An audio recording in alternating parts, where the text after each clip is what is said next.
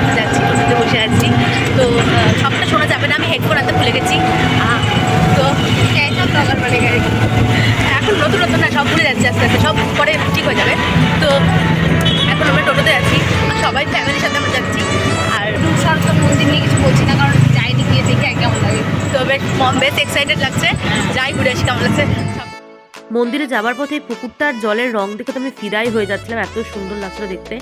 তারপর মন্দিরে পৌঁছেই দেখলাম বেশ লোকজন ছিল সেই দিন, পরের দিনই বাৎসরিক পূজা ছিল। তো চলো মন্দিরের ভেতরে যাওয়া যাক।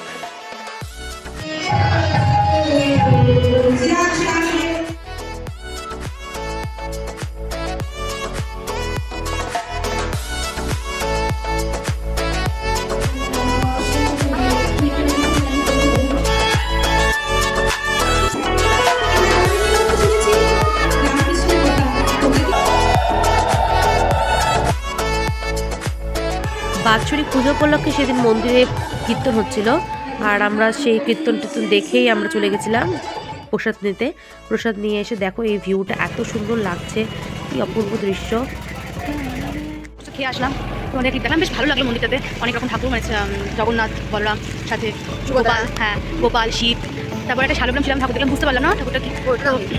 তো মানে এখানে নাম অনেক শুনেছিলাম। পূজা উপলক্ষে সেদিন মেলা বসেছিল মন্দিরে, তো আমি মায়ের সাথে ছবি তুলে দিচ্ছিলাম, আর তারপর সবাই এক জেডির সাথে তুলে নিলাম ছবি। আর সবাই মিলে একটু মেলাটা ঘুরে দেখলাম, আর একটু ছবি তুলে নিলাম। তোমাদেরকে মেলাটা ঘুরে দেখাচ্ছি।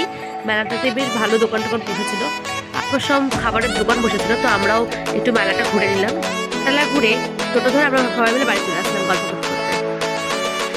তো ঘুরে চলে এসেছি। যদি আমাদের ব্লগটা, মানে আমার এই ব্লগটা তোমাদের যদি ভালো লেগে থাকে, তাহলে তোমরা প্লিজ সাবস্ক্রাইব করে দিও, আর লাইক করে দিও আমার এই ভিডিওটি, কমেন্ট করো যদি আমার মন্তব্য ভালো ভালো। আর তোমরা পাশে দেখো আরও এরকম ভালো ভালো ব্লগে দেখার জন্য। দেখো।